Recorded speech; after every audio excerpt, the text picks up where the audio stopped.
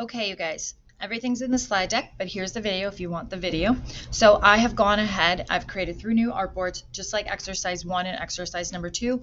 All of them are 4 inches by 4 inches, 300 ppi, CMYK, and I have now chosen 3 of my ligatures that I'm going to use to be able to demonstrate offset the path.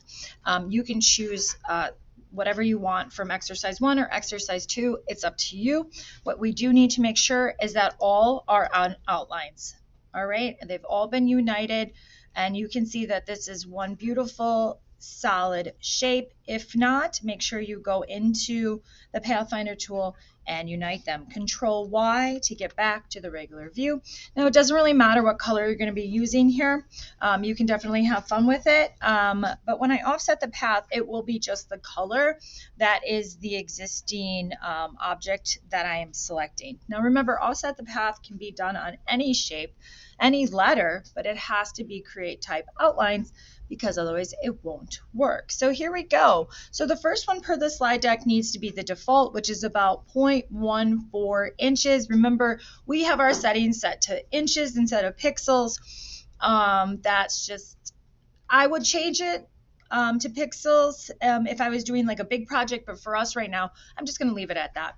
All right, so I'm going to go to Object, Path, and I'm just going to say Offset Path, okay? And the default should be for you guys about 1.4. It's probably 139, blah, blah, blah, blah, blah. If it's not, just go ahead and put 1.4. And then anything like this is okay, and make sure preview is checked. Okay, and now the path has been offset. If I take my move tool, letter V for shortcut, and hover it over that, you can see that there are 2 layers there. There are actually 2 images there, and I'm going to click on it, and there we go. So that was our original object, okay? And when we offset the path, it made this border around it, but it's solid. And that is why we have to unite our designs, because otherwise you'll get all these weird little jagged pieces. Okay, so I'm going to control on Z, and I'm just going to go ahead and click on that path that we offset, and I'm going to fill it with a color. Okay, yay! And I'm going to do the same thing over here, object path, offset path. Now this one said I need to do this one 0.05, not just 0.5 inches, and hit OK. Okay, again, I'm going to change the inside of this one and leave that one like that. Ooh, but you can do whatever you want. And then the last but not least, offset the path. This one was the big daddy. This was 0.25.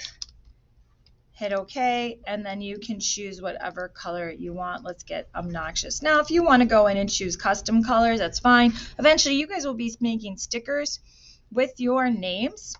All right, and so it won't really matter as long as the file is set up properly.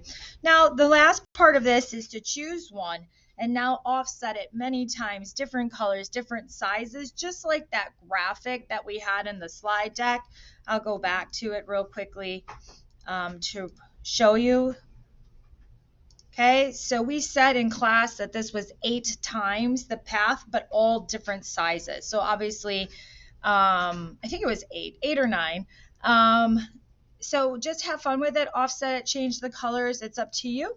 And then when you're all said and done, you're going to go back over to that slide deck from yesterday. Okay, you're going to take your slide, go to slide, duplicate slide, delete everything off of it except for your name. Oops, apparently I'm deleting too much. Oh, that's all the same text box. That's fine. And then I'm going to go back here, Shift Window key, which is next to Alt S, and I'm going to draw this around there. And I'm going to paste it and center it and scale it up if I need to. And notice how my slide is directly underneath my other slide. So you might have to slide things up in the slide deck. All right, and that is all you need to do for exercise number 3, offset path.